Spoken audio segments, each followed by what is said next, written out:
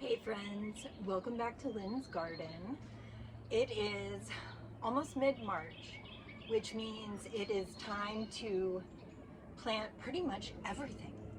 So suddenly, when it's finally past our last frost, we have a very short window to get in crops that you expect to come to harvest before it gets too hot.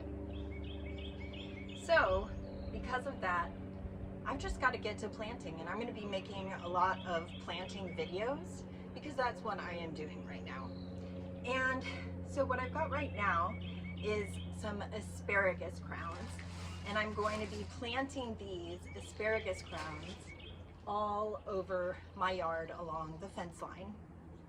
Now I'll tell you a little story about why in a bit, but first I'm going to tell you this. Okay, I'm looking here at the Williamson County Vegetable Planting Guide from Texas A&M AgriLife Extension. It's part of the Texas Master Gardener program, and this was written by Kate Whitney, the Williamson County Extension agent. I used to be part of the Master Gardener volunteer program, and I did that for 3 years, but now I am a volunteer for the Texas Master Naturalists. So we'll get more into that in another video. But the Texas Master Gardeners and Williamson County have this great vegetable planting guide for our area. And I know there's one for Travis County as well. And these are on the extension websites, which I believe, let me see if it's on here. Well, you can just send an email to williamsonhelpdesk@agnet.tamu.edu. And they do have like a question answer line. They're there every Tuesday and Friday, I believe, to answer questions. It's called the help desk. You can also email them if you have questions, and this is only if you're in Williamson County. But there are extension agencies all over the country in the US, and I don't really know how it's arranged in other countries. But if you're in the US, you probably have an extension agency, and very likely there's a Master Gardener program associated with that extension agency. So if you need it, I would contact them, and they can give you all kinds of information about your area for planting things like vegetables. Okay, let's take a look at this. This is my vegetable planting guide, and I have it highlighted for fall, all the things I wanted to plant in the fall, so pretty much everything, right? But anyway, I haven't highlighted the things from the spring yet, but it shows you what you can plant every month from transplants, seeds, sometimes bulbs or crowns here in Central Texas. And you can garden pretty much year-round here. So that is one of the perks of dealing with a lot of these weird extreme weather events. So that being said, I'm supposed to have already finished planting my asparagus crowns by the end of February, and it's mid-March now. So that would have been ideal, but that's not the way it worked out for me this year. If I had a local source, I would go for that because you can probably get it at the right time. But I ordered these online and they didn't come until recently, so now it's time to go ahead and get them going. I have 10 crowns of purple passion asparagus, and it wants full sun. It should be planted 6 inches below the soil line and spaced 12 to 18 inches apart. My other one is a Mary Washington improved variety, which is very popular. It wants full sun, same exact thing as the other one. So I think I'm gonna know which one is which because one is purple and one is green. And I do believe that the purple ones turn green when you cook them, but I should easily be able to tell which is which when they come up. So what I want to do is put them along my fence, and I have 20 plants, so I can space them however I want, all along my back fence. And the reason why I want to do that is because I had them in a raised bed and it worked super well. I got a different kind. It was Jersey Night, I believe. And it did so well that it grew 5 feet tall in my raised bed right here. And I didn't expect it to be so tall. I don't know why I didn't realize this, but asparagus plants get gigantic. When you're actually harvesting them, you're harvesting the very small little plants popping out of the ground before they grow big and fern out.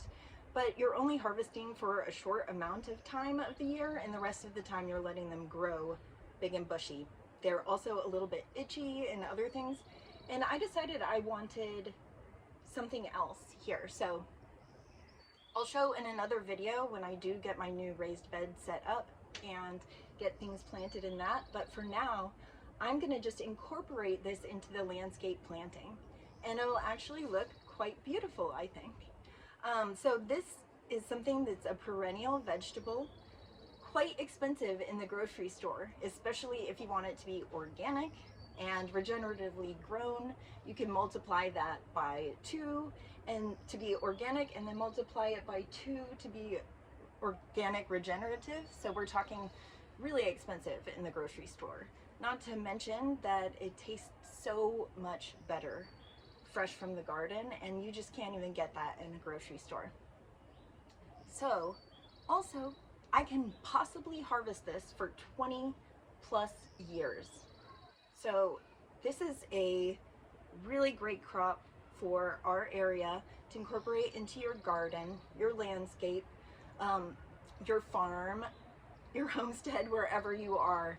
It's great to have perennial vegetables incorporated so that you don't have to start all over again every season. Okay, so I'm gonna get started planting these.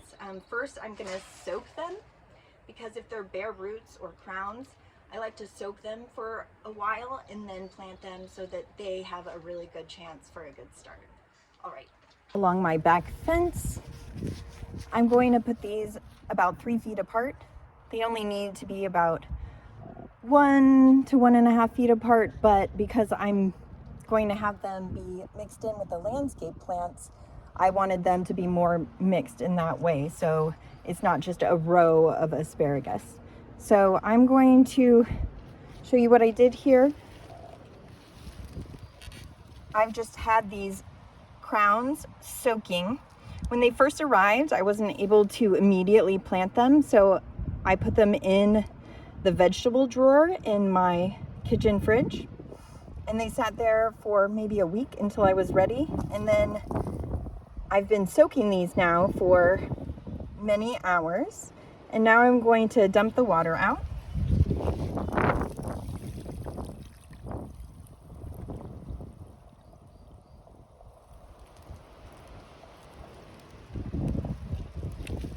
It's really windy today, but you know, I don't have a lot of time for planting, so we also had a thunderstorm this morning. Got to get it done anyway. Okay, so I'm going to just show you one of these. There's about 20 of them. Each one needs to have a hole dug about 8 inches deep, and then after that we need to basically put about 2 more inches a mound in the center, and then I'll show you how I'm going to arrange the crown under the ground and then rebury it.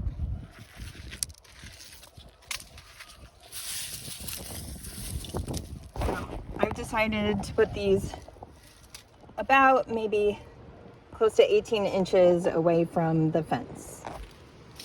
Maybe a little less, so I think I'll do about 1 foot.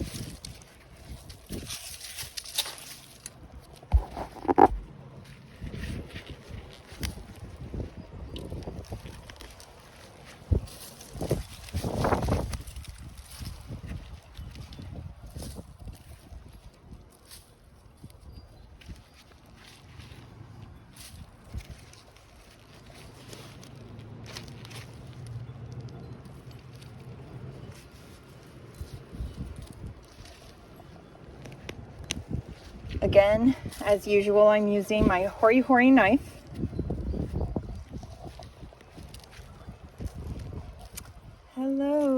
earthworm.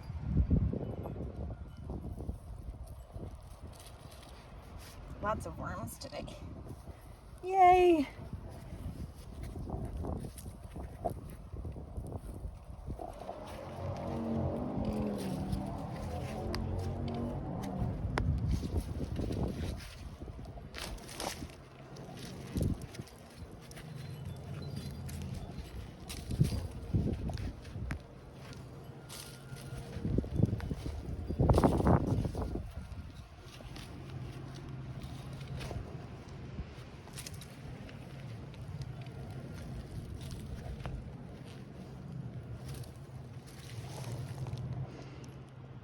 Okay, a couple more inches.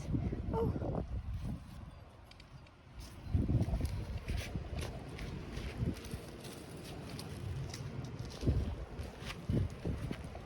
So if you are going to have them in a row, I think it might be easier to dig a trench, but I'm gonna have to dig each of these individually since I don't want them in a row like that. It's gonna be a lot of work, but hey, hopefully it's forever and I get asparagus the rest of the time I live here.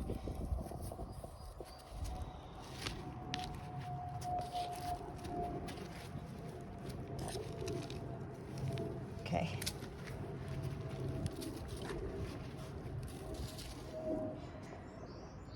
I would say that's about 8 inches now.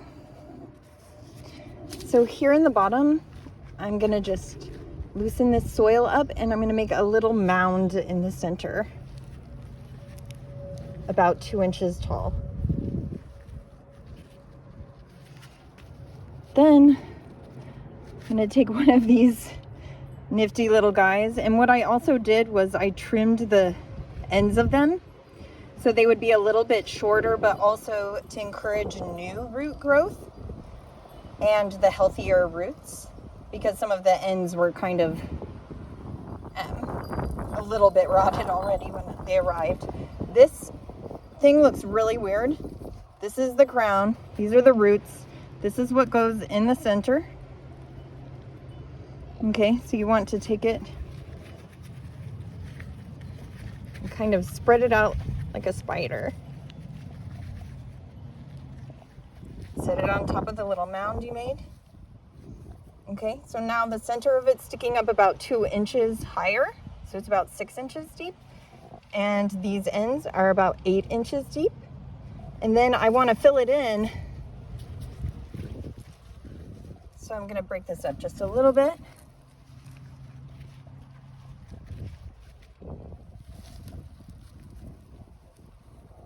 And you can do something called hilling up, where I would let that go ahead and start growing from here.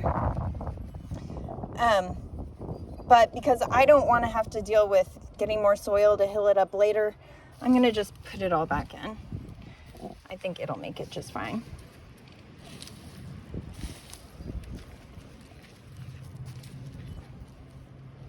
Get those wormies back in there.